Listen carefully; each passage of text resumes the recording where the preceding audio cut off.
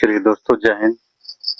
आज हम फिर से परिचय गणित कक्षा 4 का चैप्टर नंबर 5 का जो सवाल बच गया था उसको मैं बताने जा रहा हूँ। मैंने कुछ वीडियो डाला है, अगर आप लोग को अच्छा लगे तो चैनल को सब्सक्राइब जरूर कीजिएगा।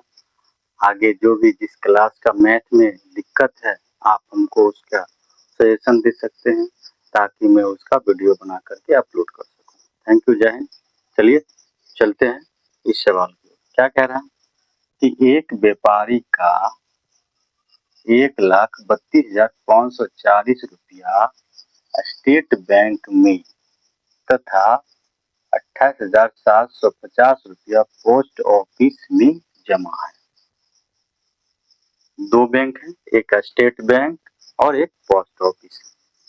दोनों में उनका रुपया क्या है, जमा है। कह रहा है कि उस व्यापारी का कितने रुपये स्टेट बैंक तथा पोस्ट ऑफिस में जमा है। मतलब ये हुआ कि दोनों मिलाकर दोनों बैंक में उस व्यापारी का कितना रुपया जमा है। तो स्टेट बैंक में कितना है,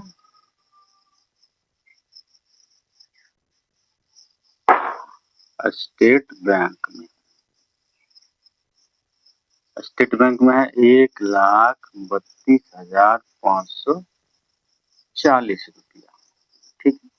और पोस्ट ऑफिस में कितना है, पोस्ट ऑफिस में कितना है 28,570,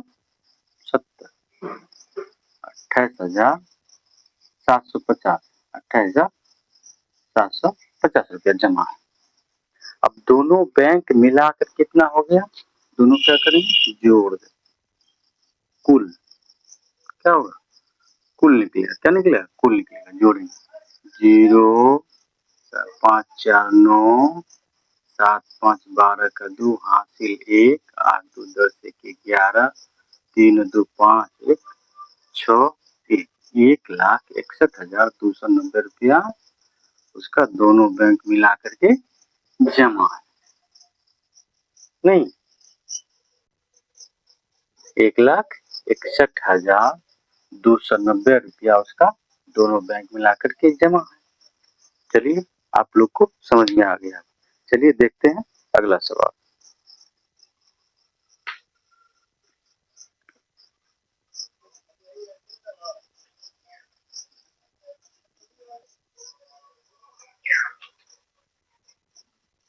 चलिए अब हम लोग अगला सवाल देखते हैं नंबर। तो इसमें कह रहा है एक चुनाव में 3,25,765 मत सही पाए गए, मतलब जो सही था, नेचुरल मत। उसके बाद क्या कह रहा है कि 12,875 मत रद्द हो गए, मतलब बोकस हो गया, मतलब रद्द हो गया। तथा 3,05,130 मतदाताओं ने मतदान में भाग नहीं लिया, मतलब कहीं था, गो में नहीं होगा, भाग नहीं लिया मतलब मत नहीं दिया। इतना मतदाताओं ने मतदान नहीं किया और इतना क्या हुआ, अवैध हो गया, मतलब रद्द हो गया। और इतना मतदाता सही पाए गए। तो कह रहा है कि उस चुनाव में कुल कितने मतदाता है, मतलब कितने लोग हैं जो मतदान कर सकते हैं। तो चलिए देखते हैं। तो वैध मत कितना हो गया, पहले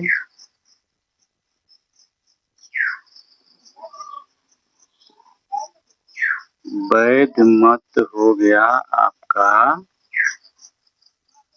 3,25,765, नहीं, और उसके बाद रद्द अवैध मत, और अवैध मत कितना हो गया, अवैध मत हो गया 12,875, 12,875 मत क्या होगा, ये अवैध हो गया, मतलब रद्द हो गया।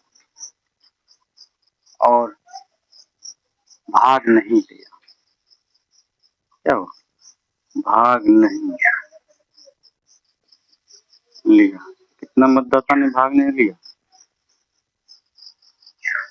तो 3,05,130 मतदाता।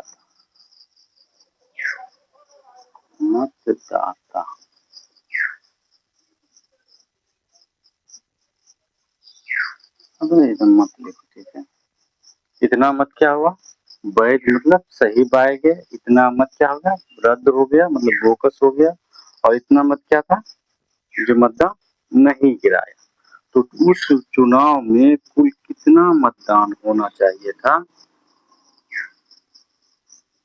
ये पूछ रहा है। बताइए कि उस चुनाव में कुल कितने मतदाता हैं, उस चुनाव क्षेत्र में कुल कितने मतदाता हैं, उसको निकालना है। टोटल कर दें, 5 5 10 जीरो, जीरो का जीरो हासिल 1, 7 3 10 16 1 17 का 7 हासिल 1, 8 7 15 1 16 1 17 के 7 हासिल 1, 5 5 10 12 1 13 का 3 हासिल 1, 2 1 3 1 4 3 3 6। इतना मत है, कितना मत है, कितना कितना 6,43,770 मत जो मतदाता है उस चुनाव में। कितना मतदाता है, कितना, इतना मतदाता, इतना मतदाता है उस चुनाव क्षेत्र में, जो कि टोटल गिनती में इतना आता है, जिसमें इतना वैध था जो गिराया, और इतना क्या हो गया, रद्द हो गया, इतना मत नहीं डाला। ठीक है, आप लोग को समझ में आ रहा होगा। ठीक है, अगला हिसाब देखते हैं।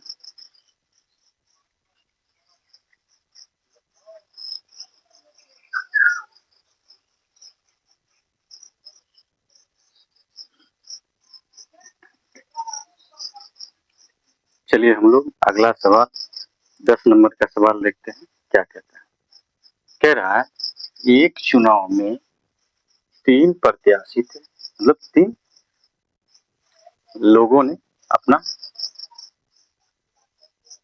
चुनाव में खड़ा हुआ। प्रत्याशी मतलब जो लड़ते हैं चुनाव, उसको कहते हैं। तो 3 आदमी खड़े हुए, उनके द्वारा प्राप्त सही मतों की संख्याएं क्रमशः, मतलब पहले आदमी को इतना मिला, दूसरे को इतना और तीसरा को इतना बता। उस चुनाव में कुल सही मतों की संख्या, ये वैध मत है, सही मत है। तो पहला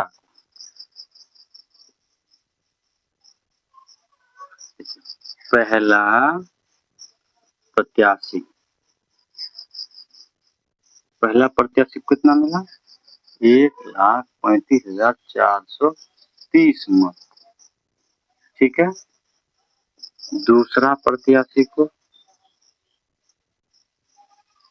दूसरा प्रत्याशी को मिला 85,780, 85,780, इतना मत मिला। और तीसरा प्रत्याशी को मिला 12,815 मत। अब कह रहा है कि टोटल कुल वैध मत कितना होगा, कुल वैध मत मतलब सही, सबको जोड़ते हैं, 0 0 5 8 3 11 1 12 का 2 हासिल 1, 8 4 12 7 19 1 20 का 0 हासिल 2, 5 5 10 12 2 14 के 4 हासिल 1, 8 3 11 1 12 12 1 13 का 3 हासिल 1, 1 और 1 2, इतना मत हो गया। कितना हो गया कुल वैध मत, कितना हो गया, इतना हो गया। कितना हो गया, 2,34,025 मत जो है तीनों प्रत्याशी को मिलाकर के सही वैध मत इतना हो गया। ठीक है, चलिए आप लोग को समझ में आ रहा होगा। चलिए चलते हैं अगला सवाल की ओर।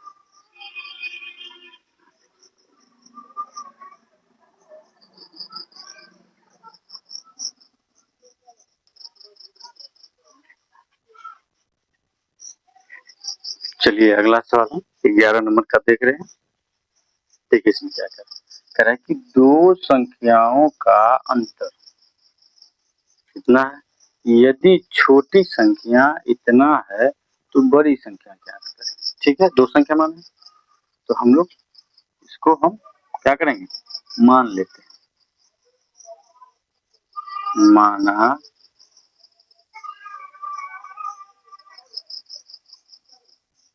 बड़ी संख्या x छोटी संख्या y, ठीक है। अब प्रश्न से क्या करेंगे,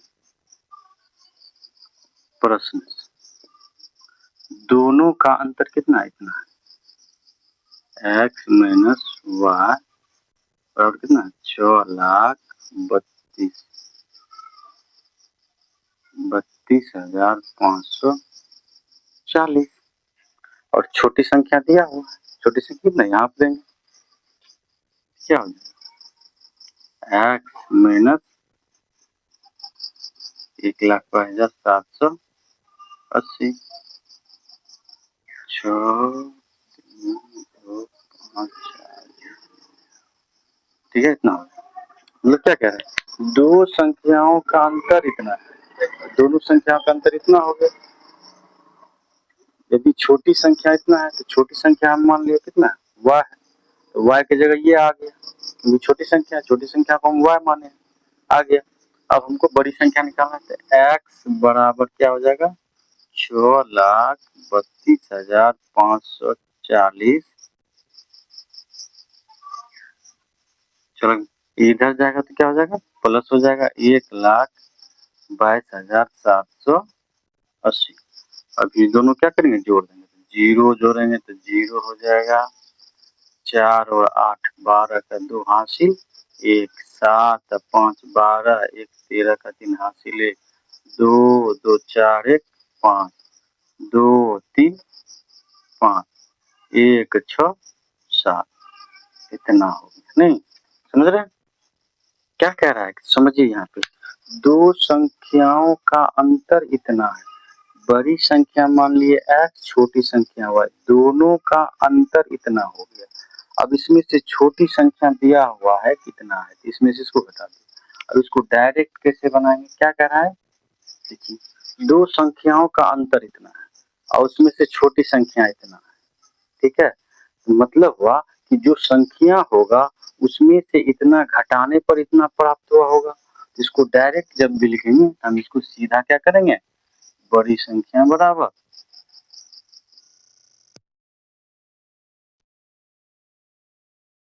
6,32,540 जोड़ 1,22,780 को क्या करेंगे, जोड़ देंगे, 0 8 4 12 के 2 7 5 12 1 13 2 2 4 1 5 3 2 5 6 1 7, 7,55,320 वह संख्या हो गया, 7,55,320।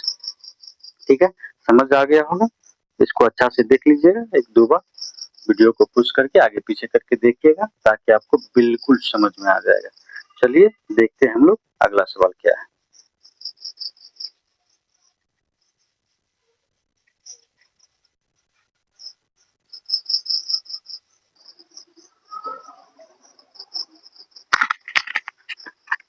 चलिए हम लोग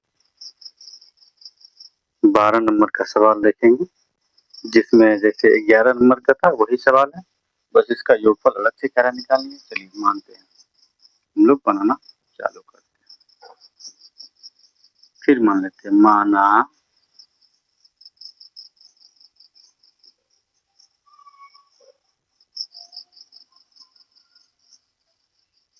बड़ी संख्या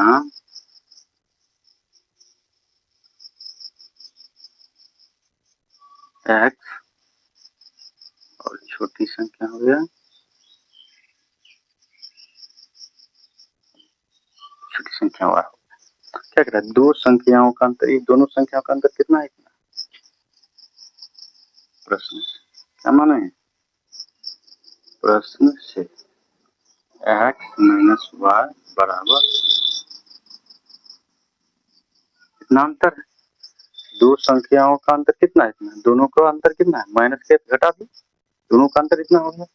छोटी संख्या कितना है, 26,280 कितना है 2600। तो छोटी संख्या क्या माने y माने है x माइनस 2680। मतलब ये हुआ कि इसमें से इतना घटाए तब इतना प्राप्त हुआ। बड़ी संख्या क्या हो जाएगा, अब x बराबर लिखेंगे, x बराबर इतना, ये इधर आएगा तो प्लस हो जाएगा 2680। ये बड़ी संख्या निकल जाएगा, जीरो में जीरो जोड़ेंगे तो जीरो, 8 2 10 का जीरो, हासिल 1, 6 4 10 1 11 का 1 हासिल 1, 2 0 2 1 3। अब कुछ नहीं, मतलब हुआ 1,13,100। कितना हो गया 1,13,100। ये बड़ा संख्या निकल गया। अब कह रहा है कि दोनों संख्याओं का योगफल ज्ञात करें। क्या छोटी बड़ी संख्या, छोटी तो बड़ी संख्या कितना है x प्लस वाई, नहीं दोनों संख्याओं का योगफल ज्ञात करें। योगफल ज्ञात करेंगे क्या करेंगे, लिख देते हैं हम लोग। बड़ी संख्या हो गया 1,13,100 और छोटी संख्या कितना है 2680। कितना 2680 छोटी संख्या है। ये तो अंतर है ना। अब इस दोनों को जोड़ो, 0,808 617 325 1। दोनों संख्याओं का योगफल कितना हुआ 1,15,780 हो गया। चलिए आप लोग को समझ में आ गया। हम इससे दोनों का अंतर ये इतना है, छोटी संख्या यहाँ लिख दिए और ये जब इधर रहता है बराबर की साइड जाता है क्या होता है प्लस हो जाता है। दोनों को जोड़कर कितना आ गया, नहीं 1,13,100 आ गया। ये बड़ी संख्या हो गया और छोटी संख्या, दोनों संख्याओं का योग है। छोटी संख्या इतना है, बड़ी संख्या ये छोटी, दोनों को जोड़ करके आ गया। चलिए हम लोग अगला सवाल देखते हैं।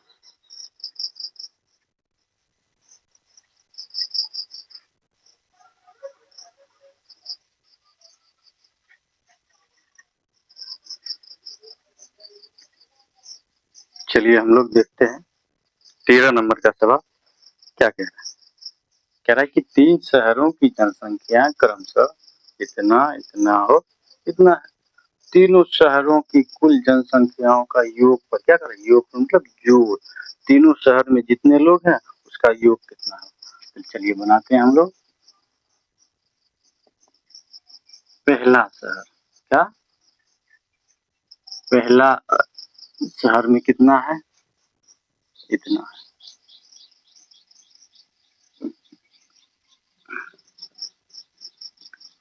दूसरा शहर में कितना है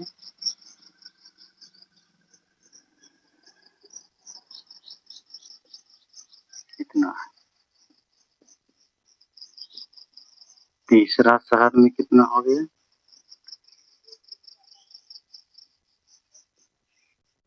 इतना जनसंख्या है। तीनों शहर का जोड़ कितना होगा, कुल कितना होगा।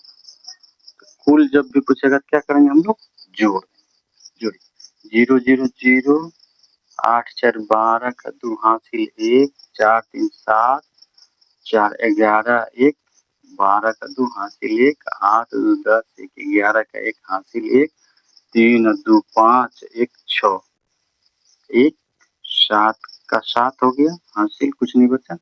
3 2 5 1 6 1 7 2 2 4 1 5, मतलब टोटल कितना हो गया इतना जनसंख्या हो, कितना हो गया इतना। ये क्या हो गया जनसंख्या, इतना जनसंख्या हो गया। उस तीनों शहर को मिला के कितना 5,71,220 आदमी हो गया। तीनों शहर के जनसंख्या को मिला के कितना आदमी हो गया इतना हो गया। चलिए अब हम लोग देखेंगे अगला सवाल।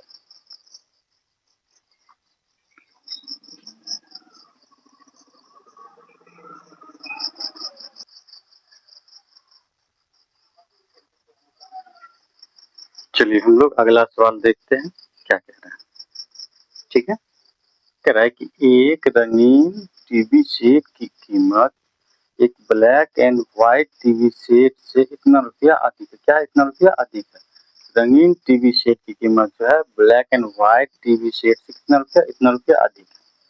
यदि black and white TV set की कीमत इतना रुपया है तो उस रंगीन टीवी क्या है, रंगीन टीवी का क्या नाम है, रंगीन टीवी का दाम जो है ब्लैक एंड व्हाइट टीवी से इतना रुपया अधिक है, तो क्या करेंगे? इतना रुपया अधिक है, इससे इतना रुपया अधिक है, किससे? ब्लैक एंड व्हाइट टीवी से इतना रुपया अधिक है। तो रंगीन टीवी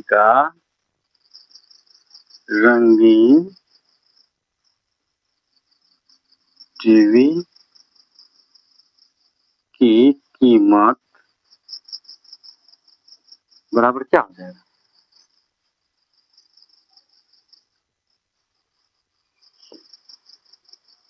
ब्लैक एंड व्हाइट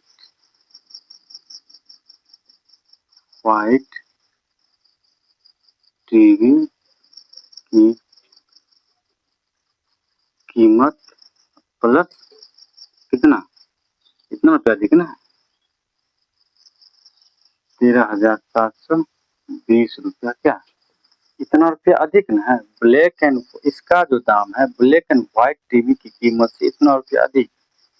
अब क्या करेंगे? यहाँ पे लिख देंगे ब्लैक एंड व्हाइट टीवी का 3570 प्लस 13,720। अब इस दोनों को जोड़ देंगे, 0729 7 5 12 का 2 हासिल 1 3 3 6 1 7 मतलब 17,290 रुपया किसका दाम हो गया? रंगीन टीवी नहीं, किसका दाम हो गया? रंगीन टीवी का दाम क्या हो गया? 17,290 रुपया। कैसे हो गया? क्या कह रहा है कि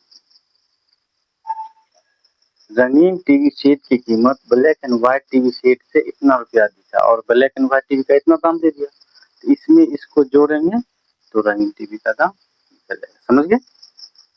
नहीं, रंगीन टीवी का दाम क्या होगा? ब्लैक एंड व्हाइट टीवी से इतना रुपया अधिक है। ब्लैक एंड व्हाइट टीवी का जो कीमत है उसमें इसको जोड़ेंगे तो रंगीन टीवी का दाम निकल लेगा जो इतना निकला है। ठीक है, थैंक यू इस वीडियो को देखने के लिए। आप लोग इसी तरह देखते रहिए और समझते रहिए। अगर समझाने का तरीका और यह वीडियो अच्छा लगे तो इस चैनल को सब्सक्राइब कीजिएगा और अपने दोस्तों को भी क्या कीजिएगा? शेयर कीजिएगा, ताकि वह भी इस हिसाब को सीख सके और उसका भी मदद हो सके। थैंक यू, धन्यवाद, जय हिंद।